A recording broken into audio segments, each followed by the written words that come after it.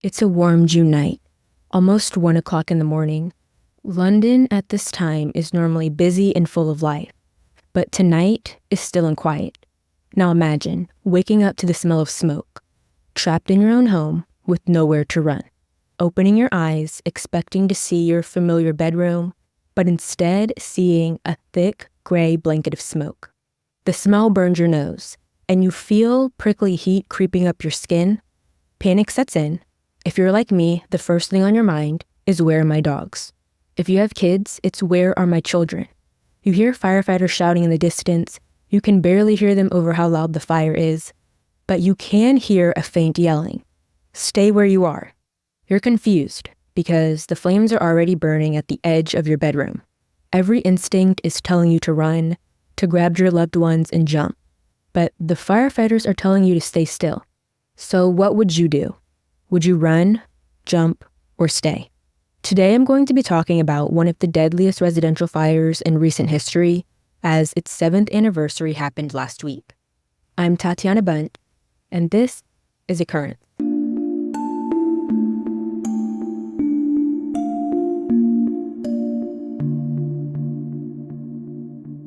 All sources can be found at occurrencepod.com, which is linked in the show notes, along with any other relevant information. And to address the elephant in the room of the hiatus, I gave an update over on YouTube in the community tab. And even after all of that, something else happened. Unfortunately, I'm not able to talk about what else happened after that update until things have been settled. So when I can, I'll release an episode that talks about what's been going on, a disaster that ties into my story, and a lesson that I believe everyone needs to prepare for and learn. But for those who don't know, my birthday was last month, and the literal next day a tornado hit where I live, and I was in a blackout for almost a week. There was barely a decent signal for cell service, and even though I got power back after 5 days, there were some people without it for several weeks. After that, I had to get my ducks in a row, and then my figurative ducks were abruptly and painfully scattered.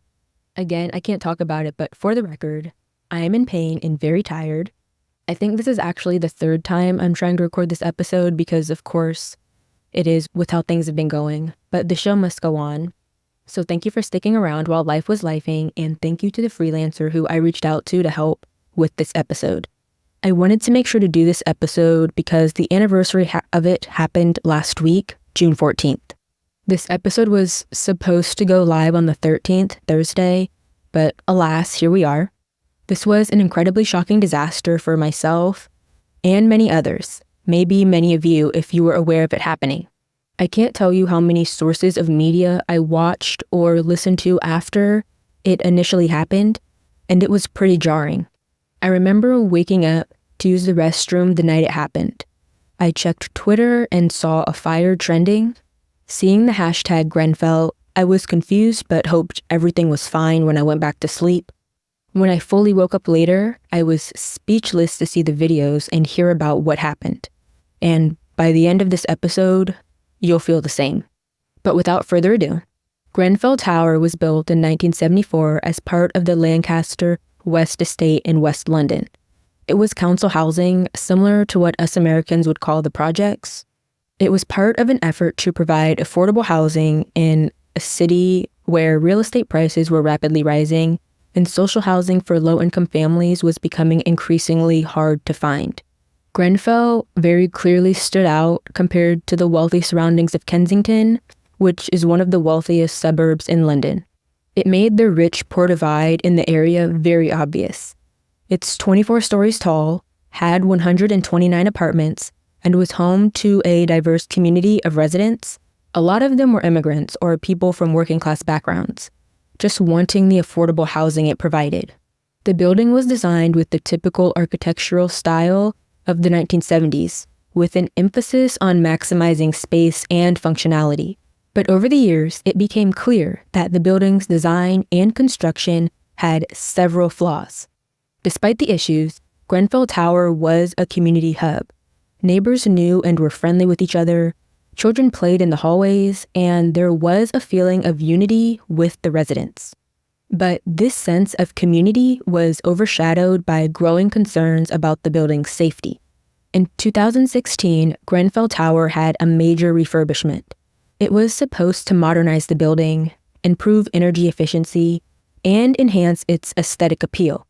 New cladding was installed on the exterior to provide better insulation and give the building a fresh, modern look. So, like a house flip. You know, the people who buy houses just to flip and resell it. And you know what? That refurbishment would later end up being exposed to be just as crappy as your average DIY buy-my-course house flipper, and a key factor in the rapid spread of the fire. According to a report by the Grenfell Tower Inquiry, the cladding system used in the refurbishment was highly flammable, something that wasn't addressed by the building's management or the contractors involved. The refurbishment also included installing new windows and heating systems, but it still didn't address several critical fire safety concerns raised by the residents, because residents had repeatedly complained about fire safety for several years leading up to the disaster. The complaints went ignored. The management company, Kensington and Chelsea Tenant Management Organization, was criticized for its lack of response to the concerns. Residents described feeling neglected and ignored, a feeling that only grew after the fire. It said the socioeconomic divide between Grenfell Tower residents and the wealthier inhabitants of Kensington was a major reason for the lack of urgency to address the safety concerns. The divide wasn't just about wealth, but about power and influence. Because just a year prior, the London Fire Brigade, who I'll call LFB or just firefighters from here on out, they warned all 33 London councils to take appropriate action to mitigate the fire risk and review the use of panels. They issued that warning after a tower fire spread to 6 floors because of flammable external cladding in Stephens Bush, which is another West London suburb. Luckily, no one was killed in that fire, but it was dicey. So many of Grenfell Tower's residents felt disenfranchised and lacked the resources to make their voices heard in a meaningful way. Because besides the fire safety concerns, there were also issues with the building's maintenance and upkeep. Elevators frequently broke down, communal areas weren't maintained well at all, and there were reports of pest infestations. The problems contributed to an overall feeling of neglect and caused frustration with people living in Grenfell. But the community within Grenfell Tower was strong. Even though times were tough, the families in Grenfell Tower always looked out for each other. They were close, and that bond would both help them through the disaster and make the pain of it even worse. Now, before we dive deeper into the tragic events of the fire, it's important to understand some context surrounding the disaster. Grenfell Tower was more than just a building. It was home to hundreds of people, each with their own stories, hopes, and dreams. But the fire that engulfed the tower on June 14th, 2017, didn't just destroy a building, it bulldozed a community and exposed deep-rooted issues of inequality and neglect. Understanding the history and background of Grenfell Tower is essential to understanding the full impact of the tragedy and the lessons that have to be learned to prevent something similar from happening again. Going back to the night of the fire itself, it was almost 1 a.m. on June 14th, 2017, when the peace inside of Grenfell Tower was completely shattered. Most people were asleep, unaware of what was about to happen. In a 4th-floor apartment, a refrigerator malfunctioned, sparking a fire that would quickly take over the entire building. Even though the initial ignition was a small flame, it quickly grew, feeding the flammable materials in the apartment. The resident whose refrigerator freezer malfunctioned woke up from his fire alarm. He saw the smoke and told his neighbors what was going on before calling for the LFB. The fire would eventually reach outside of the apartment walls and to the exterior of the building. Anyone who called emergency services about the fire and smoke were told to stay in their units unless it was affected. Fire brigade. Yeah, hello, hi, in the fire, flat 16 Grenfell Tower. Sorry, a fire where? Flat 16 Grenfell Tower. The fire brigade are on their way. Are you outside? Yeah, I'm outside. Yeah, well, the fire engines are on their way. Just tell me how many floors you got there. It's the fourth floor. Right, Alright, okay. quick. They're on their It's way burning. already. Yes, I know it's burning, but they are on their way. You've only just called, as long as you're okay. Yeah? Okay. One resident told us he believed the fire had started in his neighbour's flat, sparked by a faulty fridge. It's by chance that we had a knock, and the guy who knocked, it so happens to be the guy whose house was the cause of the whole thing. This is fridge. He explained to us as he came down afterwards and was outside the building. He explained to us that it was due to his fridge, which exploded. That's On what the he kept fourth saying. floor? On the fourth floor.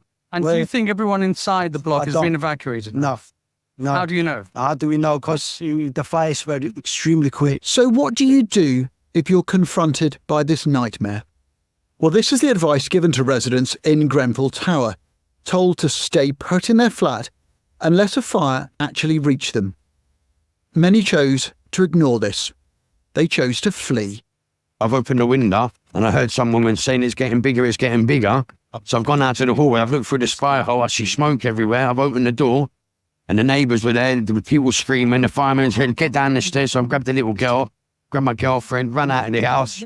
I heard a lot of screams and I could see, after I got outside, I was looking up and I could see people banging on the windows and there was fire all around them. It was horrendous. But when first responders arrived, the incident commander said the fire was a visible glow in the window. So 2 more fire pumps were dispatched. Every unit should be fireproofed from its neighbors, and because of that, there was also no central fire alarm. In America, I'm not sure about every other country, but I know for many, if there is smoke or a fire detected, an alarm goes off in the entire building. Not just one unit, every hallway, every staircase. You will hear the alarm going off and warning of a fire. But not in Grenfell. Within minutes, huge flames were seen climbing up the sides of Grenfell Tower, turning the night into a nightmare. The firefighters actually got into the unit that started the fire quickly. They arrived on scene at 12:54 a.m. and were inside with hoses at 1:07 a.m. But the fire still managed to burn through the window frame and spread from there. The cladding installed during the building's refurbishment was a catalyst. Since it was made of highly combustible materials, the cladding allowed the fire to spread rapidly, climbing the building faster than anyone was ready for. They arrived on scene at 12:54 a.m. and were inside with hoses at 1:07 a.m. But the fire still managed to burn through the window frame and spread from there. The cladding installed during the building's refurbishment was a catalyst. Since it was made of highly combustible materials, the cladding allowed the fire to spread rapidly, climbing the building faster than anyone was ready for. The fire lit up the night sky and put a scary glow over West London. The sound of the flames was so loud, it woke up some of the people sleeping inside of Grenfell Tower. Panic quickly set in as people realized the severity of the situation. More trucks were sent to help put out the fire. Senior officials were called. They even had a firefighter using a water jet outside trying to reach the window where the fire originally started. But the water couldn't reach higher than the 4th floor. They also had to be careful not to cause a buildup of steam inside of the building too, since that would be dangerous. Those on the lower floors tried to make their way to safety. But for many on the upper floors, escape was impossible. The fire spread so fast and aggressively that it trapped the residents in their units. The standard fire safety protocol in the United Kingdom for high-rise buildings, known as the stay put policy, advised residents to remain in their apartments. This policy was based on the assumption that high-rise buildings were designed to contain fires within individual units, stopping them from spreading. But everything happening that night proved the assumption totally and fatally false. As the flames continued to climb, engulfing one floor after another, the people inside were caught in a deadly trap. People screamed for help, waving from windows, hoping to be rescued. You could feel the desperation in the air. Inside the building, smoke filled the hallways and stairwells, making it nearly impossible to see or breathe. Those who ignored the stay put plan and attempted to run found themselves disoriented and overwhelmed by the thick, toxic smoke. And even though firefighters arrived on scene within 6 minutes of the first emergency call, they were immediately confronted with a unique challenge. The rapid spread of the fire and the building's height made it extremely difficult to access the upper floors. So even though the firefighters used every resource at their disposal, the fire's intensity ruined everything they tried to do. Many residents were forced to make life or death decisions in the chaos, forced to abandon their loved ones and save themselves. Some weren't able to handle the heat and smoke and attempted to escape by any means necessary. Others followed the stay put advice, remained in their apartments, hoping for rescue, praying for safety, and waiting to die. Many residents didn't wake up until the alarm inside of their unit went off, making it already too late for some. But there was one silver lining. It was Ramadan at the time, so many Muslim residents who practiced were awake for their pre-dawn meal and were able to wake up their neighbors once they realized what was going on. Now, the stay put policy, while still standard in the UK, was tragic in this scenario. In many other countries, evacuation is the immediate response to a high-rise fire, or any fire at all, really. In America, most buildings have evacuation maps in case of fire near elevators and building exits. It's very clear that in case of an emergency, almost any emergency, you get out as quickly as possible and use the stairs. If it's a fire, take the stairs and get out. If it's a mass casualty situation, get out. But in Grenfell Tower, residents were advised to stay in place, a policy that cost many their lives. The fire went on for hours, burning practically everything in its path, fed by the flammable, unsafe cladding that wrapped around the entire building. Despite the efforts of over 250 firefighters, the flames continued to spread relentlessly and ruthlessly. Fire doors didn't close and seal properly, so smoke was able to spread freely. But even though the smoke was in the stairwells, they were still passable for over half an hour. Only the 20 or so residents who managed to escape during that time were aware of that, though. It was so loud that communication was challenging, to say the least. Between the yelling, everyone just talking in general, coordinating plans, and the concrete building, trying to talk via radio wasn't easy. Trapped residents would call emergency services, who would relay the information to the command unit on scene. They would write the information on slips of paper, and then runners would run from the command unit to the second floor. The second floor held the Brighthead, which was where incoming firefighters were assigned units to go to and told who to rescue next. With the communication issues, thick smoke, zero visibility, and I can't even imagine the heat inside of a concrete structure on fire, things didn't go according to plan. Since conditions dramatically worsened higher than the fourth floor, residents moved locations to escape the smoke. So firefighters were told to go to one location for rescue, and no one would be there. 3 firefighters were sent to the 20th floor to rescue a 12-year-old girl, but they couldn't find her because she moved to the 23rd floor. She was on the phone with an operator and everything, but the operator had no way of knowing what the firefighters were doing because of the communication issue. The girl, unfortunately, didn't make it and was found much later in the unit she fled to on the 23rd floor. 2 other firefighters were sent to a unit on the 14th floor and told there was only 1 resident to be rescued there. When they arrived, there were 8 people inside. 4 of them managed to escape. Witnesses and bystanders on the ground, who wanted to help but could only tell emergency responders who they saw that needed help, reported seeing trapped residents flicking their lights on and off to attract attention. People waved their hands and blankets in the windows. They flashed flashlights. They screamed for help. From every side of Grenfell Tower, residents screamed and pleaded for help, for anyone to save them. And when help didn't come, people jumped. Much like 9/11, I'm sure many of you have seen the videos about what people felt they had to do with fire and smoke closing in, and realizing rescue wouldn't reach them, at least not before the flames would. Some residents of Grenfell Tower were put in such a tragic situation that they jumped. Allegedly, even though those deaths were obviously a result of the fire, directly or indirectly, however you choose to see it, They were classified as being self-inflicted instead. There was at least one person who tied blankets together to make a rope descending from the building. And throughout the night, people could hear explosions from gas lines overheating. Even though a couple hours earlier, the stay-in-place order was abandoned, it wouldn't be until around 4 a.m. when the police told bystanders to contact anyone still inside and spread the word to self-evacuate. They were not to wait for the firefighters. They needed to get out now. Every side of Grenfell was burning. After that, only 2 people were rescued. Firefighters never made it higher than the 20th floor during the fire. Only 2 residents made it out from the highest 2 floors. By sunrise, the familiar block of Grenfell Tower had transformed into a blackened skeleton.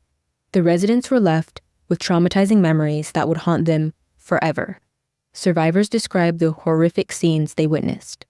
People were trapped on the upper floors, their neighbors pleading for help through their windows, some using flashlights and mobile phones to signal their situation. The sheer scale of the fire, along with the building's design flaws, created a perfect storm for the tragedy. I've never heard anything like that. You could hear people basically begging for their lives. It's just like a waterfall of fire and flame. I heard a lot of screams and I could see people banging on the windows and it was fire all around them. It was horrendous. She was screaming, "I've got a baby, please help me get out. I can't get out. I'm trapped. I need to save my baby." In my 29 years of being a firefighter, I have never, ever seen anything of this scale. I heard a lot of screams and I could see, after I got outside, I was looking up and I could see people banging on the windows and it was fire all around them. It was horrendous. You saw people from the 14th floor crying, people from the 16th floor, my neighbor, his son was struggling. I told him, "Where is your dad?" Because I know his dad. And he said to me, "He's indoors, he can't walk." I said to him, "Let's go in." When we went try to get in, the smoke is nowhere you can get. Me, I was going through the floor, the fire brigade, we had their oxygen. We never had the oxygen, so I just have to leave. So there were firefighters inside the building evacuating They people. just came in, trying to evacuate the people, telling them to go. But they told us to stay in, but I have to open the door and to get out. There was a lot of people on the upper floors flashing their torchlights, and the most upsetting thing about it all was you could make out there was a couple of young kids with flashlights, waving at people to try and help them. You could hear a lot of screaming, saying, "Help me, please, please, please," and it's just really emotional and sad to hear. The rapid spread of the fire exposed critical failures in building safety standards. The combustible cladding and inadequate fire safety measures turned Grenfell Tower into a death trap, leaving many residents with no way out. Outside, operations were slowed because of falling debris, including that combustible cladding. Police pushed crowds back for safety, and firefighters had to use riot shields to protect themselves as they went in and out of the building. The horror wasn't just in the fire itself, but in the feeling of helplessness and betrayal felt by those who lived through it. They had trusted in a system that was supposed to protect them, only to find themselves abandoned when they needed help the most. As the sun rose on June 14th, the full extent of the disaster became clear. The burned remains of Grenfell Tower stood like a deadly consequence of neglect and complacency. The community would be forever changed, sharing the trauma of the night, and united in their demand for justice and accountability. Khadija was a talented artist known for her evocative work. At 24 years old, she used her art to express spirituality and personal virtue. On the night of the Grenfell Tower fire, Khadija was trapped on the 20th floor with her mother, Mary Mendy. As the fire spread, Khadija reached out for help through social media, expressing her fear and helplessness. She posted on Facebook, "Please pray for me. There's a fire in my council block. I can't leave the flat. Please pray for me and my mom." During the fire, Khadija remained in contact with friends and emergency services, looking for advice on how to survive. A friend relayed the advice given by a 999 operator. 999 is the emergency number in the UK. The lady I spoke to on 999 said the advice they are giving people is to try and get out. Another message from Khadija read, "Called 999 again. They said to cover yourself in a wet blanket and get some water and try to leave." As the situation worsened, Khadija became more and more scared. She posted, F. I'm scared to leave. Did you tell 999 I'm high up? In later messages, she wrote that she had tried to escape twice, but the smoke was too strong and it was impossible. Friends responded with messages of support and hope. One friend posted, "Reading this made me cry. I feel so sick. I hope she's okay." Another wrote, "I'm praying for you, Khadija. You do what you have to do to get safe, please." In her final message around 3:30 a.m., Khadija wrote, "The fire is in my room." Tragically, Khadija died as a result of inhalation of fire, fumes, and burns. Her mother, Mary Mendy, died too. Anthony Luvera, course director of photography at Coventry University, said, "I'm crushed by Khadija's tragic and untimely death, and absolutely outraged by the horrific circumstances by which it occurred. She was such a bright, positive, and talented young woman, and I'm proud to have taught Khadija and witnessed her blossoming. I am heartbroken that she would be taken away so abruptly." A woman who I'll call R was a 30-year-old mother of two, living on the 23rd floor of Grenfell Tower. She was known for her vibrant personality and her devotion to her children, 2 daughters, one who was 4 and another who was 3. On the night of the fire, R was home with her daughters, getting them ready for bed. When the fire began to spread, R realized the gravity of the situation and tried to document everything on social media, hoping to leave a message for her loved ones. She streamed live on Facebook, showing the smoke filling her apartment, and the panic in her voice was clear as day. "We are stuck on the 23rd floor," she said. "We can't get out. The smoke is coming in." As the situation worsened, R tried to keep her daughters calm, telling them that help was on the way. But the fire continued to spread, and the smoke became thicker and more suffocating. In a desperate attempt to escape, R and her daughters made their way to the upper floors, hoping to find shelter from the fire. Throughout her live stream, R begged for help. You could hear the fear and desperation. "Please, we are on the top floor. Get us out." And then her video ended abruptly. Anyone watching was left with a feeling of helplessness. Tragically, R and her daughters did not survive. They were found on the top floor. Near them were 3 of R's neighbors. They were found huddling and forming a protective ring around the children. They all died from the fire, from the smoke and flames. Her husband, Hassan, who was not home at the time, was left devastated by the loss of his family. He later spoke about his wife's bravery and her love for their children, saying, "R was a wonderful mother and a loving wife. She did everything she could to protect our daughters. I am heartbroken that they are gone." A woman named Natasha survived the Grenfell Tower fire that claimed the lives of 72 people, including her uncle, Steve Power. Natasha, a supermarket manager, is now the chair of Grenfell United, which is a support group for the victims, seeking justice and answers. She would go on to say, "The driving force for me, as a mother, was always the 18 children we lost. My uncle guides me from above, but those children didn't have a chance to see life. They didn't stand a chance. We couldn't not fight for justice for them and everybody else we lost." On the night of June 13th, 2017, in flat 82 on the 11th floor of Grenfell Tower, Natasha fell asleep on the family sofa after a long day at work. Her partner, Anthony, was watching a movie next to her, and her 6-year-old daughter had fallen asleep in her parents' bed. They couldn't have predicted what would happen over the next few hours. But as the fire spread, Natasha acted quickly. They tried to open the front door and run, but the handle burnt their hands, damaging their skin. Leaving clearly wasn't an option, but to her, neither was dying. Thinking quickly, Natasha turned on every faucet available. The bathtub was overflowing, the sinks were creating waterfalls, letting the water pool around her family's ankles. She drenched water on her baby's skin to prevent her from overheating. Natasha flooded her apartment to keep the fire under control, and it was most likely what saved her family's lives. Grenfell United, the organization she's the chair of, is an extraordinary group of ordinary, mostly working-class people from the tower. It's entirely made up of the bereaved and survivors, who had to step in when every other authority completely failed them. After surviving, Natasha found herself fearless. "We took on the fight. We knew it was David and Goliath," she says. "We knew from the off we were taking on government, the local authority, multi-million corporates, a few people against a multitude on behalf of the 72 people murdered." I mentioned before, over 250 firefighters responded to the fire, risking their lives to save others less than 10 minutes after receiving the first emergency call. But what the ones that showed up after the initial response saw when they pulled up to help was nothing short of apocalyptic.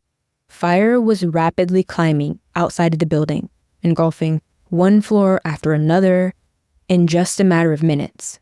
LFB knew they were facing something unprecedented, but they were determined.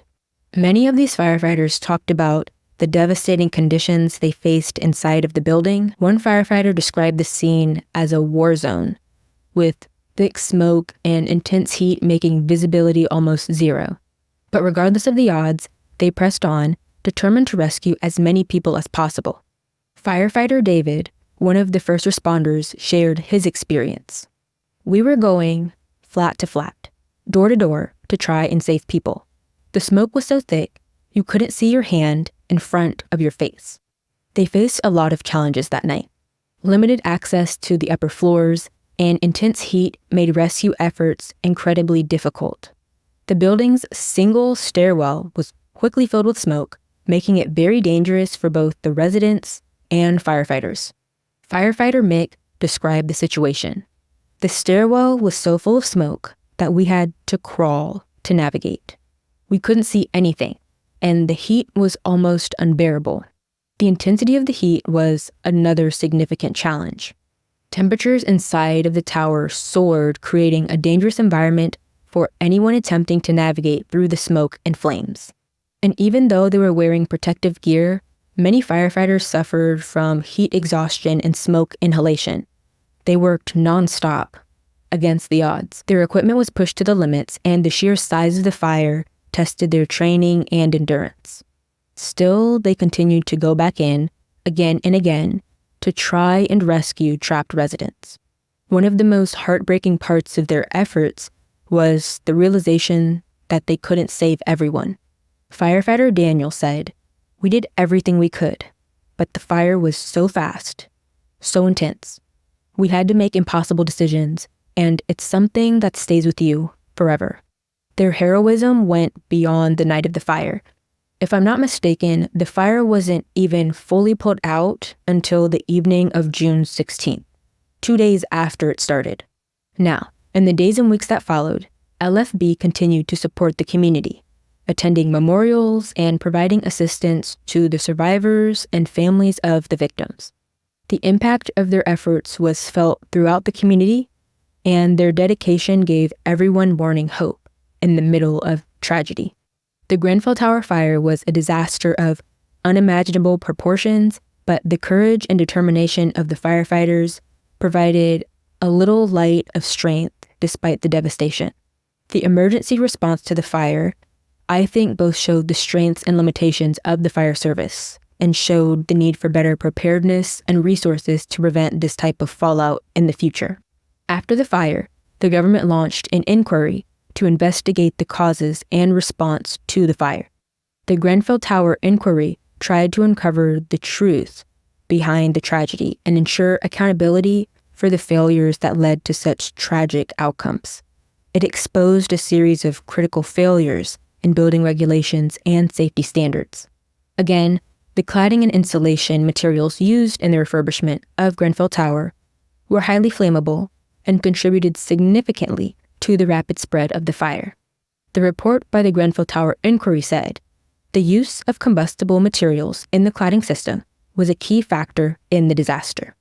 Criticism obviously came out about the regulations that allowed that material to be used in high-rise buildings in the first place. Many people criticized that existing building regulations were inadequate and failed to prioritize safety. There was also significant criticism of the local authority, Kensington and Chelsea Council, and the management company Kensington and Chelsea Tenant Management Organization. Residents had raised concerns about fire safety way before the fire, but their warnings were ignored.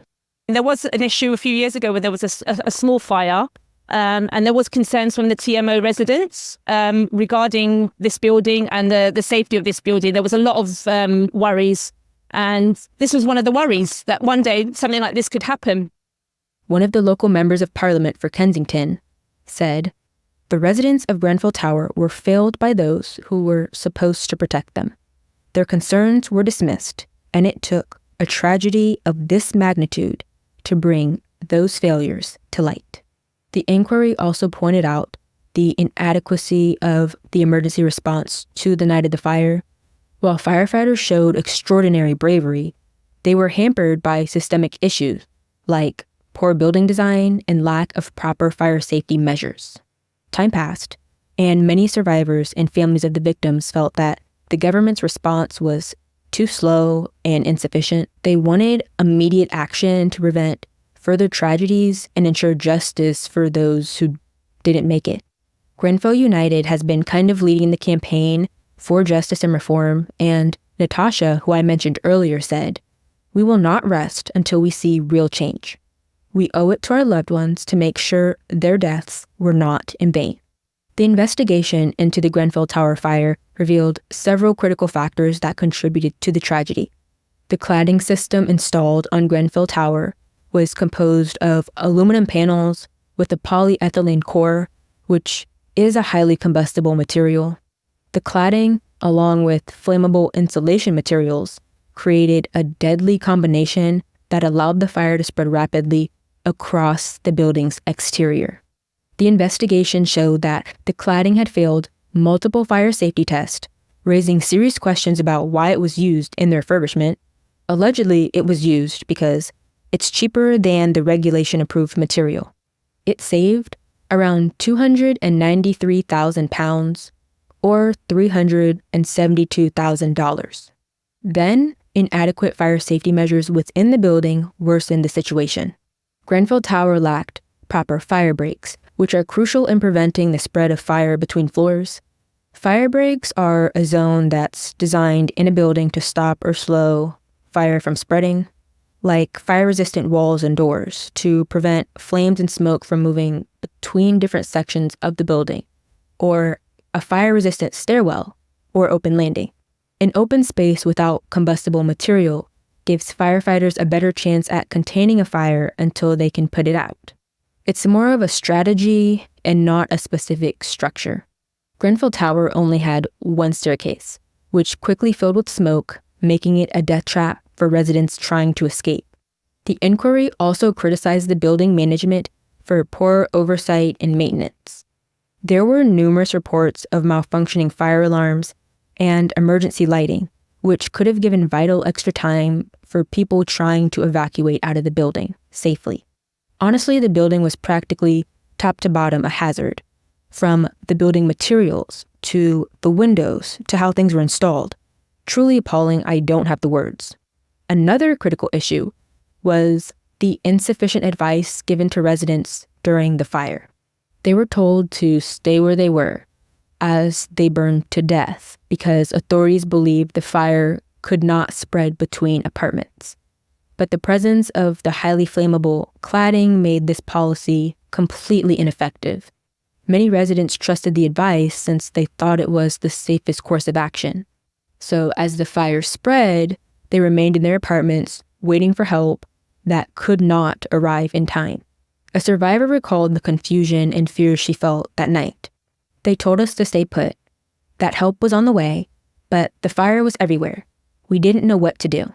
The inquiry criticized the fire services for not revising the stay put advice sooner, given the scale and intensity of the fire.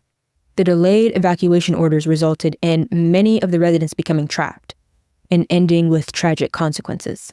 And if I remember correctly, the firefighters were ridiculed something serious.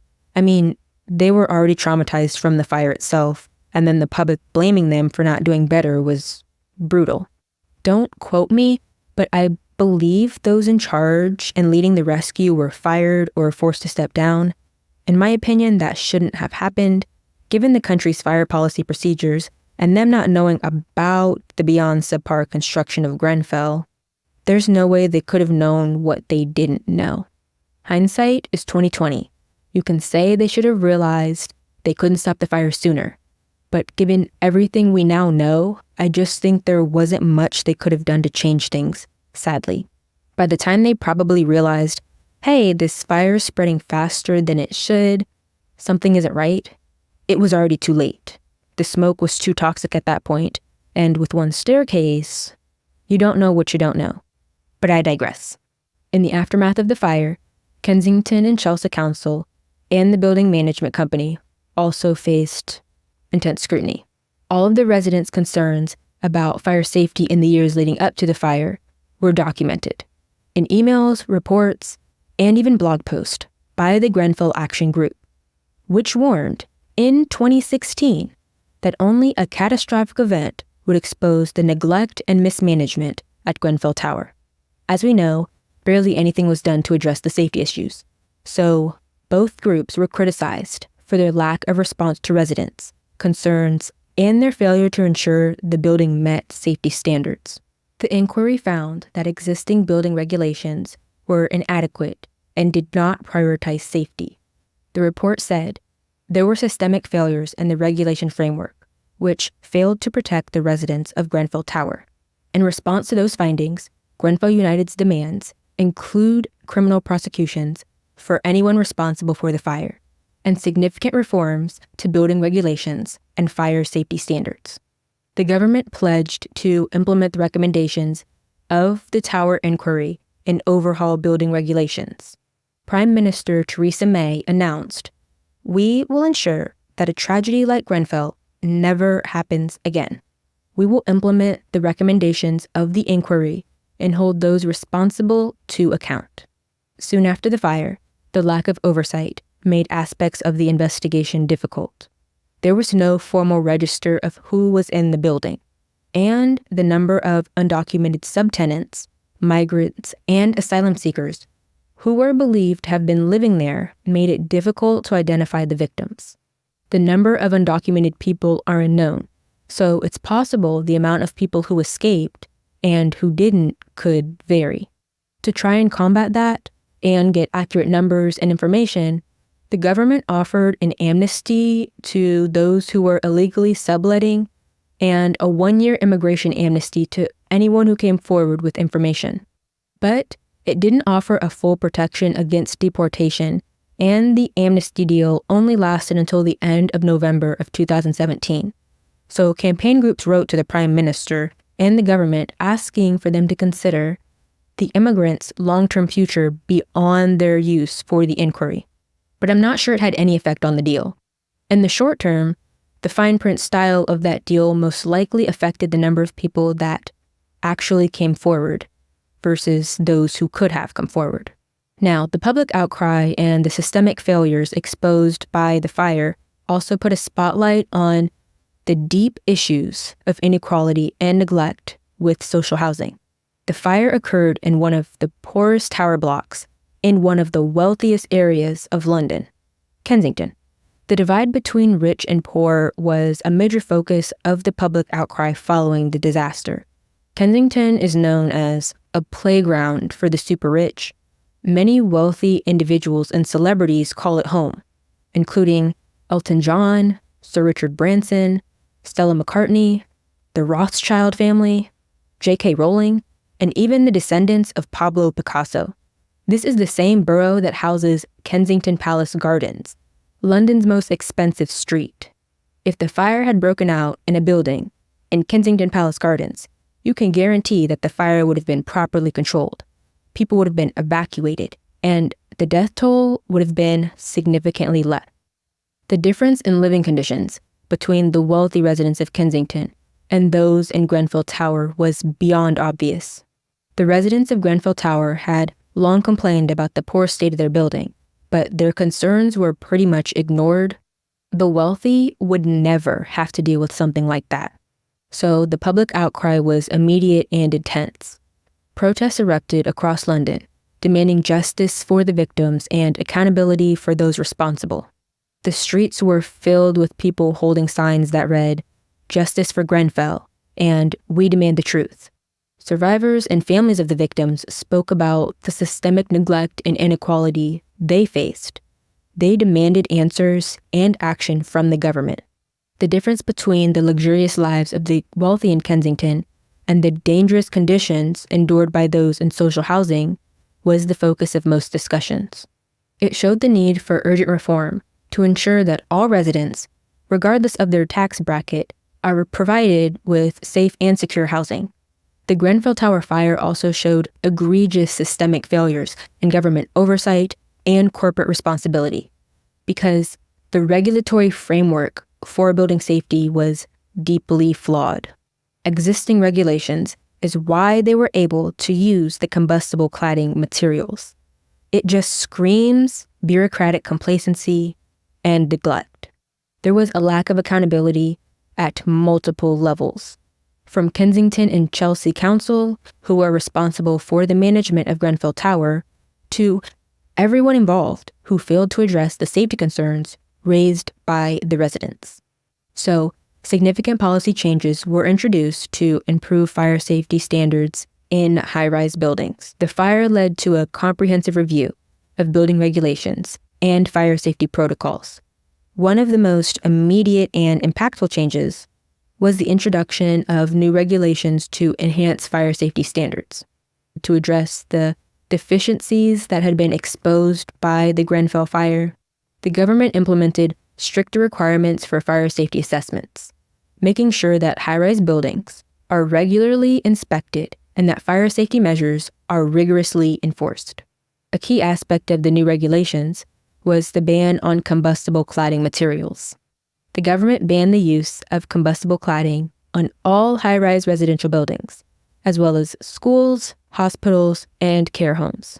The housing secretary announced the ban, saying, "These changes will help make sure the tragedy at Grenfell Tower is never repeated. We must ensure that people are safe and feel safe in their homes." The ban on combustible cladding materials was a huge step forward, but it also highlighted the scale of the problem. Thousands of buildings across the UK were found to have similar cladding, and the process of removing it and replacing it has been slow and costly. The government pledged financial support to help cover the cost of these essential safety upgrades. Prime Minister Theresa May announced a £400 million, or $506.5 million fund to help remove dangerous cladding from social housing blocks, acknowledging the urgent need to protect residents. Along with the ban on combustible cladding, the new regulations also mandated the installation of sprinkler systems in all new high-rise residential buildings over 18 meters tall. It was aimed at preventing fires from spreading rapidly and providing additional times for residents to evacuate safely, which was shocking to me to hear wasn't standard before. Ignorantly, I thought most first world countries had sprinkler systems as part of Fire Safety 101.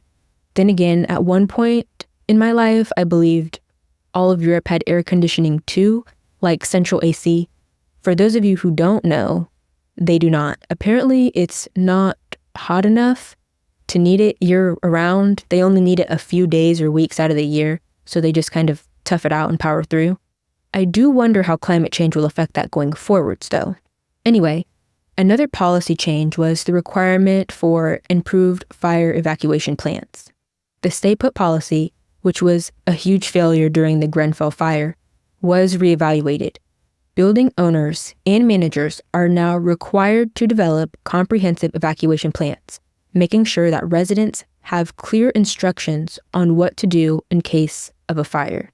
The policy changes show huge progress in improving fire safety standards, but enforcing it has been a problem.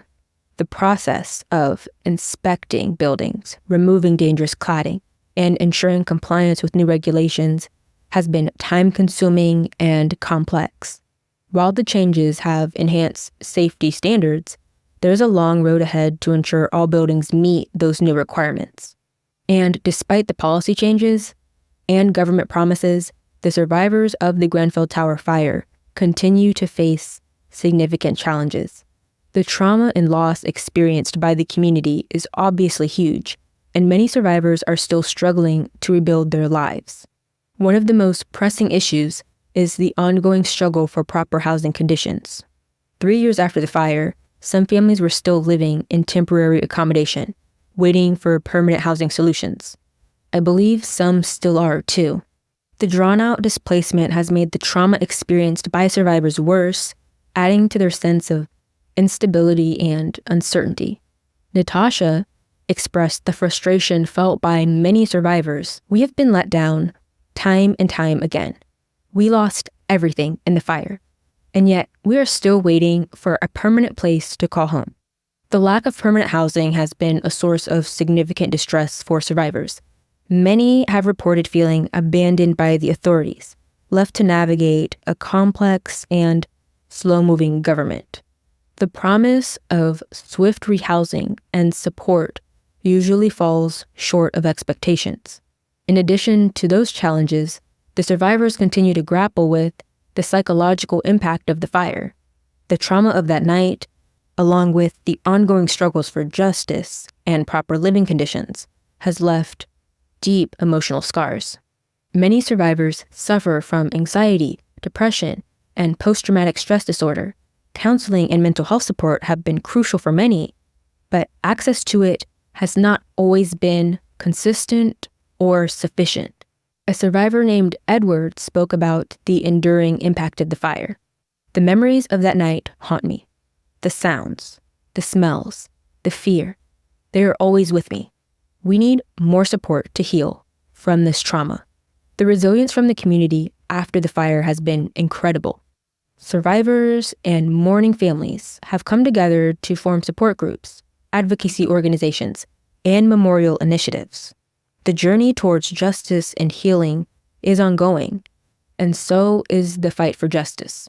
The public inquiry into the Grenfell Tower fire continues to uncover new information and hold hearings, providing a platform for survivors and families to share their stories and seek accountability.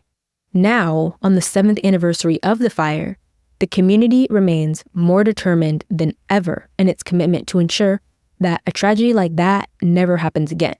They continue to honor the memory of the 72 lives lost, advocating for saving housing conditions and systemic change. The repercussions of the Grenfell Tower fire have been far-reaching, causing significant policy changes. Internationally, many other countries reevaluated their building materials, their fire safety standards, and protocols. Now, the most recent developments in 2024 related to the Grenfell Tower fire. The inquiry plays an important role in uncovering new information and holding those responsible accountable. Even now, the inquiry is actively revealing details about the causes and consequences of the fire, shedding light on the failures that led to the tragedy. The hearings have provided a platform for survivors and families of the victims to share their experiences and have brought to the forefront the voices that were previously ignored. In the latest hearings, new testimonies and evidence have come out, further exposing the neglect and mismanagement by the authorities in building management. One of the significant revelations in 2024 was the extent to which cost-cutting measures compromised the safety of Grenfell Tower. Actual documents presented to the inquiry showed that cheaper, more combustible cladding was chosen over safer alternatives to save money. Despite the council being one of the wealthiest councils in London and not needing to make cost-cutting decisions that cost lives, the irony is their cheap choices ended up costing significantly more in the long run. I don't just mean the cost of lives, if you can even try to put a value on that. I mean the direct cost of the fire was around £1.2 billion, or $1.5 billion. Billion with a B, y'all. To be exact, the cost of the fire was 4,000 times more than the amount builders saved by using combustible cladding instead of non-combustible. $380,000 saved to literally burn $1.5 billion instead. This decision, made by the management organization, was a direct violation of their duty to ensure residents' safety. Now, the Grenfell Community Assistance Center continues to provide support services, including counseling, legal advice, and financial assistance. But many survivors still feel that the response has been inadequate, and they continue to call for more substantial and timely support. Rebuilding the community is not just about providing new housing, but also about restoring the sense of safety and trust. The survivors suffer not only from the physical loss of their belongings and loved ones, but psychologically. Many say they will never be the same. Their mental health forever changed, and their physical health suffering, both short and potentially fatal long-term effects. And actually, over the several days time period trying to fight the fire, over 1,300 firefighters attended the Grenfell Tower Inferno. And since around January of last year, at least 12 of them have developed incurable cancers, most likely the result of exposure to deadly contaminants released by the fire. Some are as young as 40 years old. There are a lot of fears surrounding this because cancer can take up to 25 years to develop, so significantly more firefighters and first responders could end up developing this incurable cancer over the next few years. According to a firefighter who attended the emergency, what was out of ordinary was the length of time that they were there. Because in a standard fire, they're not there for longer than 4 hours. But for Grenfell, this particular firefighter was at Grenfell for 8 hours, twice as long as he should have been. And many firefighters were on duty for 12 hours.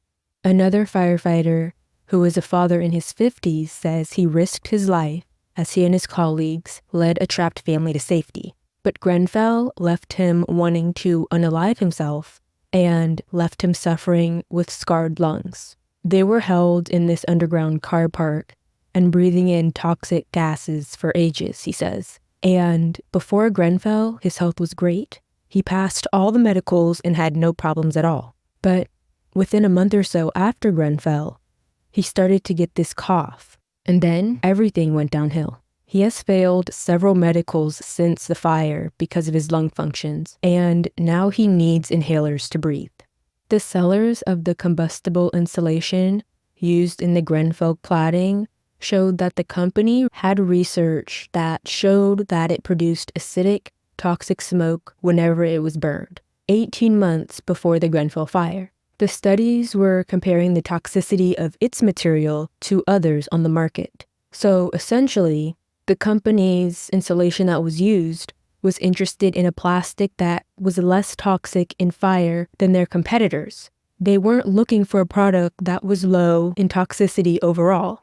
That same company said that their insulation is an organic material and releases a variety of gases on combustion, and that information was well known by construction professionals and was clearly stated in the company's health and safety data sheet that was readily available for those responsible in designing and installing the cladding system on Grenfell Tower. But it has also been revealed that the company falsified the results of the test so their product would pass the minimum standard of limited safety, of limited combustibility, adding fire resistance boards to a fire test. The toxicity of the materials that burned in Grenfell allegedly affects the soil and air and the health of everyone who was there and who continues to live and work around the area. However, officials have also stated that the area poses no further health risks and people should not be worried anymore. Allegedly, community leaders have been working to ensure that the new housing meets the highest safety standards and that residents' concerns are heard and addressed. In 2024, the government announced additional funding to accelerate the removal of dangerous cladding from high-rise buildings across the UK to prevent another tragedy like Grenfell from occurring, but the pace of progress has been criticized for being too slow. The Grenfell Tower Memorial Commission has been actively working on plans for a permanent memorial to honor the 72 lives lost in the fire, but that memorial won't be completed until 2027, 10 years after the fire. Someone who represents the Grenfell Next of Kin group, an organization that supports families of those who died in the fire, said, "There still has not been a decision on the key issues of whether or not the tower remains or not. The issue is not whether you want a fountain or a playground, but what happens to the tower and what parts are safe. We can't afford any more delay. Looking forward, the legacy of Grenfell is one of a need for vigilance and accountability in social housing. The fire exposed critical flaws in the regulatory framework and exposed the consequences of neglect and cost-cutting in social housing. The lessons learned from Grenfell have prompted significant changes in building regulations and fire safety standards. The government has implemented stricter controls on the use of combustible materials, mandated regular safety inspections for high-rise buildings, and introduced comprehensive evacuation plans.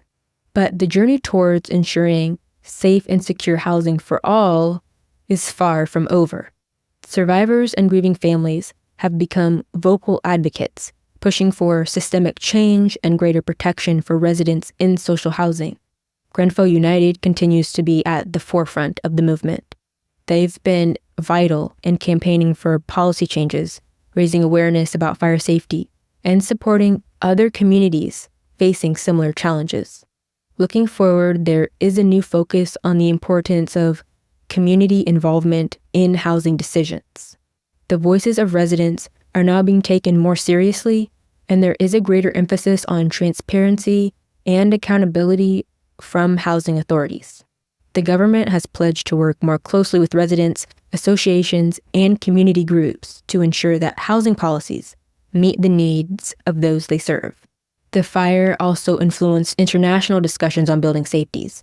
Countries around the world have reviewed their own regulations and practices in light of the lessons learned from Grenfell. There's also a growing recognition of need for global standards to ensure the safety of high-rise buildings and protect residents from similar tragedies. The legacy of Grenfell is being preserved through education and awareness too. Schools, universities, and professional organizations are incorporating the lessons from Grenfell into their curriculum, making sure that future architects, engineers, and policymakers understand the importance of building safety and ethical responsibility. The Grenfell Tower Memorial Commission's work on the permanent memorial is a significant part of looking forward. The memorial will serve as a tribute to the victims and the ongoing fight for safety and justice.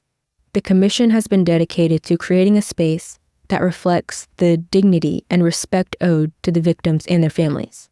This story serves as a powerful reminder for the need for continued vigilance, shows the importance of listening to residents, prioritizing safety over cost, and holding those in power accountable for their actions. The Grenfell Tower fire was a preventable tragedy, and the lessons learned have to be carried forward to prevent similar disasters. To be honest, I feel like the same lesson is in most disasters like this. Like, this did not have to happen at all. And for the same baseline reason of saving money, who cares about the disenfranchised and the poor? When will we do better? Between the systemic failures and negligence inevitably claiming the lives of 72 people and leaving countless others traumatized, I'm flabbergasted. Now, it ignited a powerful movement for change, and the survivors and bereaved families have shown incredible strength and determination, turning their grief into action.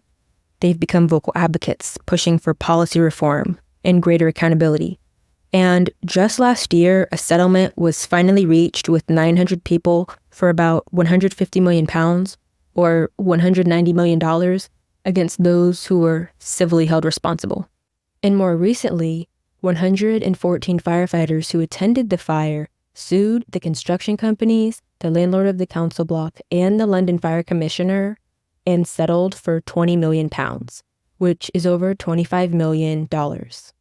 But as of right now, Grenfell is still standing, covered in scaffolding and protective wrap. Since deconstruction has yet to start, the tower poses a risk and has to be carefully taken down. And the final report of the inquiry is to be released in September of 2024, so later this year. If there are any changes or updates with the newly released report, I will be sure to do an updated episode. And if you're still listening, I'm assuming you at least kind of found this episode interesting and insightful. I might go as far as to say as educational. So please rate, review, or comment and subscribe / follow the podcast. Your feedback helps me to improve and reach more listeners.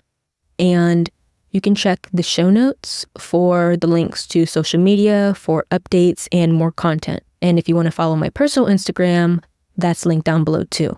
Your support means the world and helps to keep these conversations going. I should hopefully be back on track with uploads, but thank you for listening. Stay safe, and I'll be back Thursday.